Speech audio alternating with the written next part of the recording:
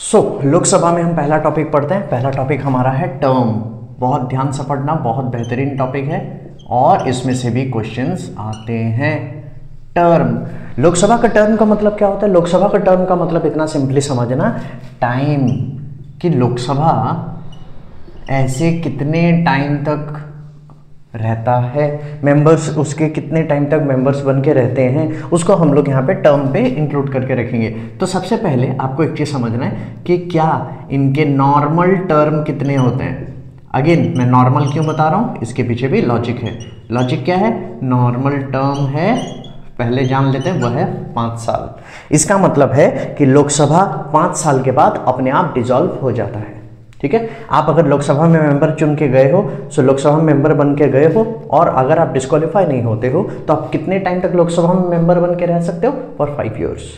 Clear है? 5 साल के बाद क्या होगा? Fresh election takes place, fresh election लिया जाएगा। एग्जाम्पल के तौर पर अभी जैसे हमारा प्रेजेंट लोकसभा का कितना मेंबरशिप है? अभी अभी इलेक्शन हुआ 2024 में, मोदी जी अपना 3rd टर्म को कंटिन्यू किए, अभी 3रा टर्म उनका चल रहा है। तो 2024 में रहे तो वो कब तक पावर में रहेंगे? लोकसभा कब तक डिसॉल्व नहीं होगा? 5 साल प्लस कर दो 2029, मतलब 2029 में एक नया इलेक्शन होगा for a new Lok Sabha. Clear है? तो पहला चीज हम जाने कि क्या कि लोकसभा का टर्म कितना होता है। तो पहला चीज हम जाने कि सर लोकसभा का टर्म 5 ईयर्स होता है। क्लियर है? अब यहां पे आएगा दो सवाल। क्या ये 5 साल से पहले डिसॉल्व हो सकता है? Can Lok Sabha B dissolve before the expiry of 5 years? जैसे कब डिसॉल्व हो सकता है? जब नो कॉन्फिडेंस मोशन पास होता है लोकसभा में। तो जब लोकसभा में नो कॉन्फिडेंस मोशन पास हो जाएगा, जब कभी भी किसी भी समय के दौरान इस 5 साल के बीच में, तभी का तभी लोकसभा डिसॉल्व हो जाता है। सो क्वेश्चन है कि can Lok Sabha B dissolve before the expiry of the 5 years? Answer will be yes, it can be dissolve before the expiry of 5 years. Next सवाल, कब होगा? फिर वो तब होगा जब नो कॉन्फिडेंस मोशन पास हो जाएगा लोकसभा में। याद से रखना, पास हो जाएगा तब, जब इंट्रोड्यूस होगा या जब स्टार्ट होगा डिबेट तब नहीं, जब पास हो जाएगा तब। क्लियर है? अब दूसरा सवाल यहां पे आता है। तो सर हमें एक चीज पता चला कि लोकसभा का टर्म होता है नॉर्मल 5 साल। बहुत बढ़िया। क्या 5 साल से पहले डिसॉल्व हो सकता है? हम जाने यस। कौन सा सिचुएशन में? नो कॉन्फिडेंस मोशन में। उसी हिसाब से क्या ये टर्म एक्सटेंड हो सकता है? क्या ये टर्म एक्सटेंड हो सकता है? Answer is yes. मैंने टिक मारा, टिक का मतलब यस, तो answer is yes, term extend हो सकता है। तो सर अगर एक्सटेंड होगा तो कितने टाइम के लिए एक्सटेंड होगा? मैं बोल रहा हूं 1-1 साल के लिए एक्सटेंड होगा। क्लियर है? पहले समझ लेना कि लोकसभा का टर्म एक्सटेंड 1 साल से ज्यादा होगा, मतलब 2024 से 2029 तक लोकसभा का वैलिडिटी है, डिसॉल्व होगा उसके बाद। तो ऐसा कोई सिचुएशन आएगा कि इस बार का जो लोकसभा 2029 के बाद भी चलेगा? मैं बोल रहा हूं हाँ। अब हाँ है तो कब हो सकता है? ये तब हो सकता है जब देश में नेशनल इमरजेंसी घोषित हो गया हो। अब सर ये देश में नेशनल इमरजेंसी क्या है?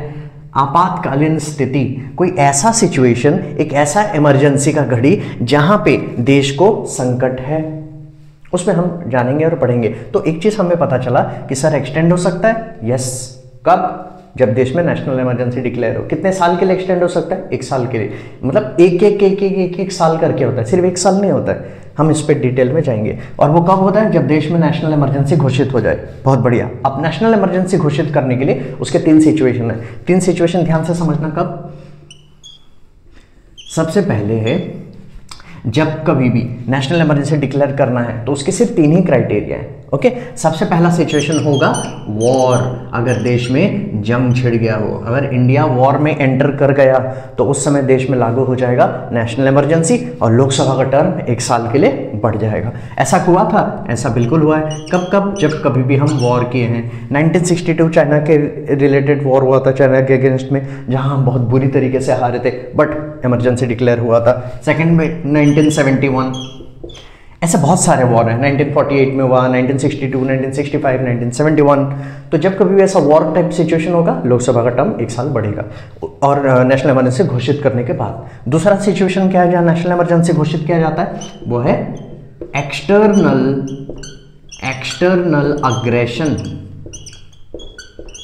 एक्सटर्नल अग्रेशन मतलब अभी जैसे रिसेंटली हुआ, अभी रिसेंटली कहाँ पे हुआ, टेररिस्ट अटैक, पहलगाम में जो टेररिस्ट अटैक हुआ जहाँ पे इनोसेंट लोगों को मारा गया। हमें भी पता है कि वो इनोसेंट लोग क्यों मरे, क्योंकि पाकिस्तान स्पॉन्सर्ड टेररिज्म है वो। तो ये एक एक्ट ऑफ एक्सटर्नल अग्रेशन है। अभी भी देखना, आप लोग न्यूज़ अगर देख रहे होगे तो हमारे प्रेजेंट गवर्नमेंट जो है वो सारे ऑल पार्टी मीटिंग करके बैठे हैं कि इनकेस अगर हम कुछ ऐसा नेशनल इमरजेंसी का अगर घोषणा करें किसी भी प्रकार का, आप हमारा समर्थन करें, क्योंकि ये बात किसका है, ये बात है नेशनल सिक्योरिटी का। और अभी उनको पटक पटक के मारा जाएगा, बट उससे पहले ये वाला डिक्लेयर किया जाएगा नेशनल इमरजेंसी, उसके बाद होगा। पर पॉइंट क्या है, वॉर के समय में हम नेशनल इमरजेंसी डिक्लेयर कर सकते हैं, एक्सटर्नल अग्रेशन के जैसे के समय में इसको हम लोग कह सकते हैं टेररिस्ट अटैक। ओके, जैसे टेररिस्ट अटैक हो गया तो तब हम देश में इमरजेंसी घोषित कर सकते हैं। एग्जांपल में हम लिख सकते हो recently Pahalgam attack. Okay, next में हमारा है तीसरा कैटेगरी। तीसरा कैटेगरी को जानना है तो उसका नाम हम लिख लेते हैं, इसका नाम को हम कहेंगे इंटरनल डिस्टर्बेंस। इंटरनल डिस्टर्बेंस, इधर जगह थोड़ा शॉर्ट है, मैं इसको शॉर्ट में लिखूं। इंटरनल डिस्टर्बेंस मतलब घर के अंदर जब ये डिस्टर्बेंस हो रहा है तब। इसमें कैच है, इसमें कैच क्या है ध्यान से समझना। इंटरनल डिस्टर्बेंस पहले ये वर्ड हुआ करता था, पहले ये वर्ड हुआ करता था मतलब अभी ये वर्ड यूज नहीं है। सिचुएशन 3 है बट ये वर्ड सब्स्टिट्यूट किया गया है, तो अभी यहां पे मैं ऊपर में लिख दे रहा हूं। ओके, तो ये नया वर्ड क्या है, नया वर्ड क्या आया है इंटरनल डिस्टर्बेंस की जगह में, अभी वर्ड आया है आर्म्ड अग्रेशन। My mistake. तो एक नया वर्ड आया है इंटरनल डिस्टर्बेंस के बाद में। ओके, सो इंटरनल डिस्टर्बेंस के बाद में एक नया वर्ड आया है। अभी ये टर्म को हम यूज नहीं करते हैं, एक नया टर्म को यूज करते हैं। वो नया टर्म को यूज क्या करते हैं, वो है आर्म्ड रिबेलियन। आर्म्ड रिबेलियन, जब विद्रोह होगा हथियारबंद, तब हम उसको तीसरा कैटेगरी में मानेंगे। तो इंटरनल डिस्टर्बेंस पहले हम वर्ड यूज करते थे इस फ्रेज को, उसके जगह में रिप्लेस क्या हो गया, आर्म्ड रिबेलियन। बस एक एडिशनल इंफॉर्मेशन जानना, ऐसा क्यों हुआ था मैं आपको बता रहा हूं, बट ये कब हुआ था आप जानना, 44th अमेंडमेंट, कॉन्स्टिट्यूशनल अमेंडमेंट 1978 के द्वारा ये वर्ड को चेंज किया गया था। ठीक है, इसका हिस्ट्री है, इसका बहुत बैक स्टोरी है, हम उसको जानेंगे। तो हम बेसिकली कुछ कुछ चीज़ जाने, कुछ कुछ चीज़ क्या है कि सर नॉर्मल टर्म में लोकसभा का 5 साल, लोकसभा का टर्म 5 साल है, तो क्या ये कभी भी 5 साल से पहले डिसॉल्व हो सकता है? हाँ, हो सकता है। कब हो सकता है? जब देश में नो कॉन्फिडेंस मोशन आए, पास हो जाए लोकसभा में, तब। बहुत बढ़िया।